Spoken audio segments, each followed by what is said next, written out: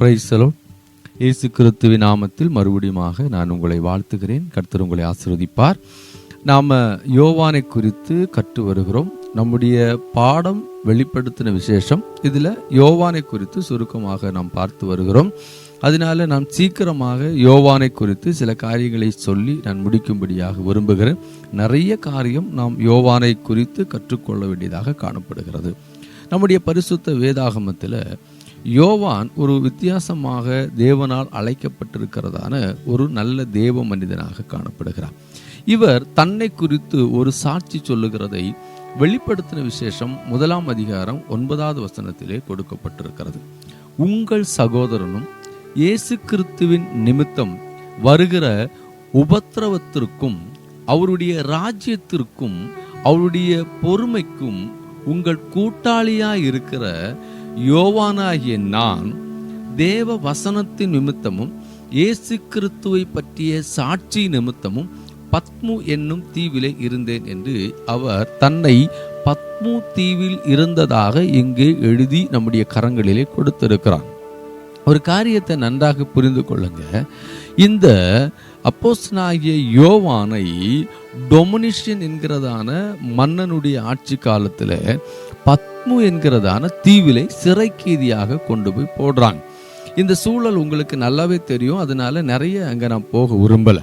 ஒரே ஒரு காரியத்தை மாத்திரம் சொல்லி நான் இந்த செய்தியை முடிக்கும்படியாக நான் விரும்புகிறேன். நல்லா கவனிங்க. இவர் எதற்காக சிறை கைதியாக கொண்டு செல்லப்படுகிறார், எதற்காக பத்மு தீவிலே கொண்டு போய் போடப்படுகிறார் அப்படின்னா 2 முக்கிய காரியங்களை யோவான் அங்கே சொல்லுகிறார். ஒன்று தேவ வசனத்தின் நிமித்தமும், 2 இயேசு கிறிஸ்துவை பற்றிய சாட்சி நிமித்தமும். அதாவது இவர் வேத வசனத்தை பிரசங்கித்ததுனாலையும் இயேசு கிறிஸ்துவை குறித்து சாட்சி சொன்னதுனாலையும் இவரை சிறையிலே அடைத்தார்கள் என்று சொல்லி பார்க்கலாம். இவரை கொண்டு போய் அந்த இடத்துல சிறையிலே அடைக்கிறாங்க. நல்லா கவனிங்க. இன்னைக்கு காலகட்டத்தில் எத்தனையோ ஊழியர்கள் சிறையில் அடைக்கப்படுகிறார்கள். எத்தனையோ இடங்களிலே ஊழியர்களும் விசுவாசிகளும் தாக்கப்படுகிறார்கள். பொய்யான குற்றங்களுக்குள்ளாக உட்படுத்தப்பட்டு அவர்கள் பலவிதமான சித்திரவதையை இந்த நாட்களிலே அனுபவித்து கொண்டிருக்கிறாங்க. இது நமக்கு நல்லாவே தெரிஞ்சதான ஒரு காரியம். ஒரு விஷயத்தை இதிலிருந்து நான் உங்களிடத்திலே சொல்லும்படியாக விரும்புகிறேன். எனக்கு பிரியமான தேவனுடைய பிள்ளைகளே, யோவான் தன்னுடைய வாழ்க்கையிலே ஒரு பெரிய பாடுள்ள ஒரு இடத்திலே அவர் சிறை கைதியாக அடைக்கப்பட்டார். அதாவது பத்மு என்கிறதான தீவு நீங்களும் நானும் நினைக்கிறது போல அல்ல, கற்பனைக்கு அப்பாற்பட்ட மிகவும் கொடூரமான ஒரு இடம். அந்த இடம் பார்த்தீங்கன்னா, அதாவது பாறைகளை உடைத்து போட்டால் எப்படி இருக்கும் அப்படிப்பட்ட இடம்தான். நல்ல தண்ணி குடிக்க கிடையாது. அங்கே மரங்கள் எதுவுமே இல்லை அப்படின்னு சொல்லி வரலாற்று சான்று சொல்லுகிறது. அங்கு வெறும் பாறை தான்.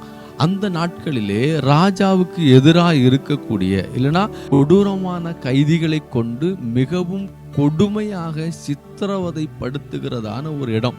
அந்த இடத்துல தூக்கி போட்டுட்டாங்கன்னா ஒன்னில் அவர் அங்கே வேலை செஞ்சு லாஸ்ட் வரைக்கும் வாழ்ந்து மரித்து போவார்.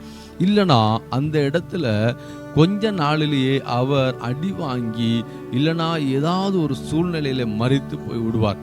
நிறைய வரலாற்று ஆசிரியர்கள் இப்படி சொல்றாங்க, அந்த இடத்துல பார்த்தீங்கன்னா கொடிய விஷ சந்துக்கள் இருக்கிறதா, அது நிறைய பேரை கொண்டு இருக்கிறதாக அவர்கள் சொல்றாங்க. அதுபோல இந்த யோவானையும் கொலை செய்யும்படியாக தான் அந்த இடத்துல கொண்டு போய் போடுறாங்க. அது மாத்திரமல்ல, அங்கே வேலையும் நடந்து கொண்டிருக்கிறது. இன்னொரு முக்கியமான விஷயத்தை நீங்கள் புரிந்து கொள்ளும்படியாக நான் சொல்றேன். இந்த யோவான் அந்த இடத்துக்கு கொண்டு செல்லப்பட்ட அந்த சூழலில் யோவான் என்ன பண்ணுகிறார் பாருங்க, தேவ சமூகத்தில் நிற்கிறார் என்று வேதம் சொல்லுகிறது. உங்களுக்கு நல்லாவே தெரியும். வெளிப்படுத்தின விசேஷம் 1 அதிகாரத்தில் தான் இந்த தரிசனங்களை எல்லாம் பார்த்ததாக அவர் எழுதுகிறார். அப்போ அவர் அந்த இடத்துல முழங்காலில் நின்று ஜெபிக்கிறவராக காணப்பட்டார். நாம இன்னைக்கு நம்மை சிறையில் தூக்கி போட்டாலோ இல்லைன்னா வேற ஏதாவது பண்ணினாலோ உடனே நம்ம ஊழியர்கள் எல்லாம் பார்த்தீங்கன்னா ஒரு கூட்டமைப்பு உருவாக்கி கொண்டு அவர்கள் அரசுக்கு எதிராக கொடி பிடிக்கிறாங்க, இல்லைன்னா தெருவில் நின்று இன்னைக்கு பார்த்தீங்கன்னா போராட்டம் நடத்துறாங்க. இது ஒன்றும் தேவனுடைய பிள்ளைகளுடைய அழகு அல்ல. தேவ சமூகத்திலே வருகிற உபத்திரவத்தை சந்தோஷமாக ஏற்றுக்கொண்டு கர்த்தருடைய பிள்ளையாக வாழ வேண்டும். இதுதான் தேவன் நமக்கு வைத்திருக்கிற அழைப்பானால் அந்த அழைப்பிலே உறுதியாய் நிற்க வேண்டும். அப்போஸ்தலனாகிய பவுல் சொல்லுகிறார், நான் கிறிஸ்து இயேசுவுக்கு நல்ல போர் சேவகனாய் தீங்கு அனுபவிக்கிறேன் என்று. ஒருவேளை தீங்கு அனுபவிக்கும்படியாக தேவன் அனுமதித்திருந்தால் நாம் அந்த தீங்கை அனுபவித்தே ஆக வேண்டும். அதனால் அடுத்த செய்தியில நாம் அடுத்த பகுதியை பார்க்கலாம். கர்த்தர் உங்களை ஆசீர்வதிப்பார். God bless you.